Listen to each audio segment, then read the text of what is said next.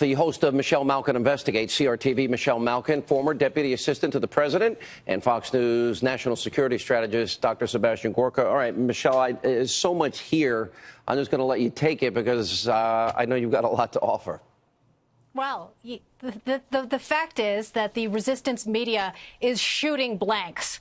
And when they're using crosshairs imagery, I mean, they have no self-awareness. These are the people who went nuts with Sarah Palin over crosshairs. Remember that? And now you've got Whoopi Goldberg essentially rooting for riots. I recall a time before the election when the left and the leftists in the media lectured America when they were so confident that it was going to be Hillary Clinton, that we had to accept the election results. Remember this? And we couldn't have any kind of civil unrest. We needed civil order. And now they're cheering for riots as a result of their empty conspiracy theories and their refusal to accept reality. I mean, if you are familiar with the Caine Mutiny, the novel, Captain Queeg was the crazy guy on board the ship who was on this fishing expedition for strawberries that he couldn't find. That's Robert Mueller, and that's Robert Mueller's enablers in the media as well. You know, the complicity here is very key because the media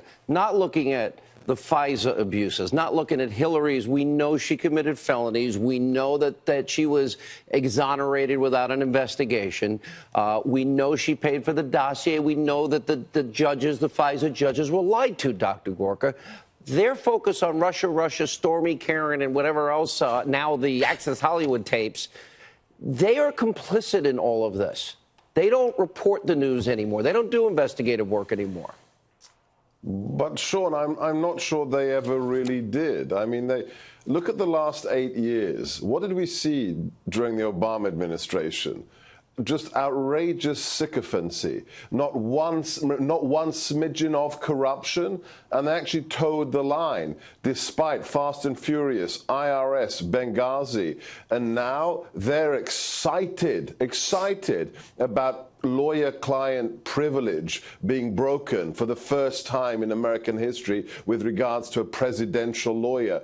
They live in a fever dream, Sean. They can't get over Watergate, and they're desperate to get back to the days of Watergate. And the fact is, they see their mission as one thing, Sean, to take down a Republican president. That's not the job of the media.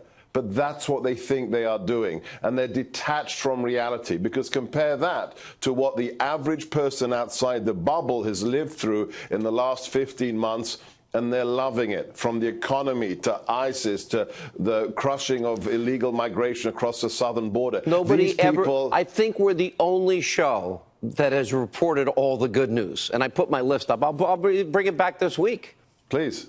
Yeah. Please, no, look, it truly, look, I just came back from L.A., and I'm meeting with people in California who are finally actually optimistic that they can get some sanity back into the People's Republic. Why? Because they saw a president who's broken all the rules and is bringing us back to where we should be as a nation. That's California, Sean, but these people live in their little cosseted, Kevlar-coated bubble, and they will never understand it. Their fuel is hatred, Sean, pure hatred. What advice do you give the president, Michelle?